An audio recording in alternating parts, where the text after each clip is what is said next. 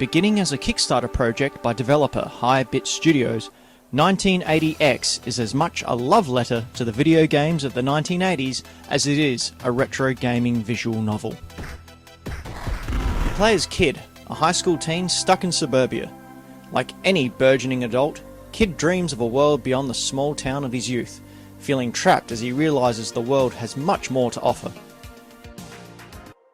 It isn't until one night, as he walks aimlessly amongst the streets he knows so well, he comes across the old warehouse on the outskirts of town, one which his mother told him never to enter.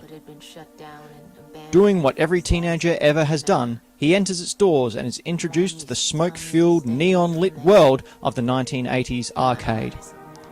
Filled with the coolest uncool people he has ever seen, Kid plonks a coin into the nearest machine and enters the world of video games. Maybe I could be one of them.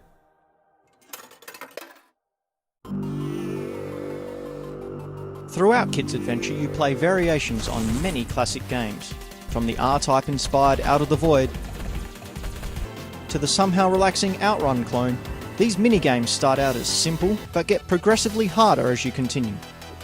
Just like the real arcade, one life equals one coin, with failing a level forcing a restart from the beginning of that minigame. There are no saves here. While the minigames are designed to manipulate your nostalgia by replicating the mechanics of games past, Hi-Bit has added small but noticeable aspects to give them a surprisingly refreshing take. The previously mentioned Out of the Void plays like an R-Type, however adds small things, such as dodging a large ship you have just defeated as it falls from the screen, or inflicting damage to a mini-boss as it flies by before you officially face off. These additions were enough to hold my interest in scenarios I have played many times before. With each of the minigames only being 1 to 2 levels long, respawning after a death was much easier to swallow. The knowledge of a victory just around the corner, as long as you could get the pattern correct, made dying feel less monotonous, no matter how difficult the later levels became.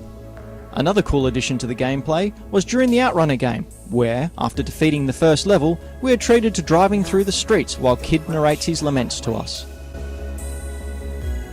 Speeding cars, reminding me that there was a way out. A road to somewhere. This, along with seeing Kid's face in the arcade screen before the minigame begins, makes the player feel more connected to Kid. We've all had teenage hang-ups, and hearing Kid's voice speaking his mind while playing establishes a connection to the protagonist in an effective and clever way. The pixel art and music of 1986 is off the charts amazing. In fact, it's some of the best I have seen and heard in recent memory. The cutscenes which tell of Kid's story are crisp and beautifully animated, so much so that the looping used fits right in.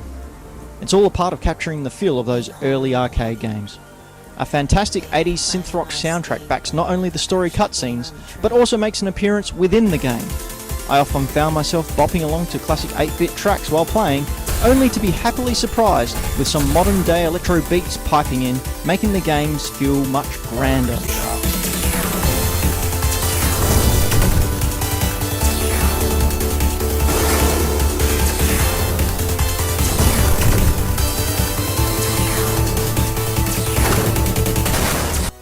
I take note that of course I was a child of the 80s and 90s, and these games were very much what I grew up with. I do wonder if those raised in the PlayStation era will have the same connection as me.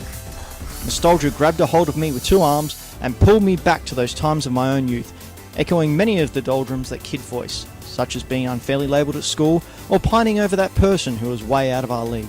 These are all evergreen teenage subjects, and ones that's sure to strike a chord within any gamer, no matter what games they grew up with.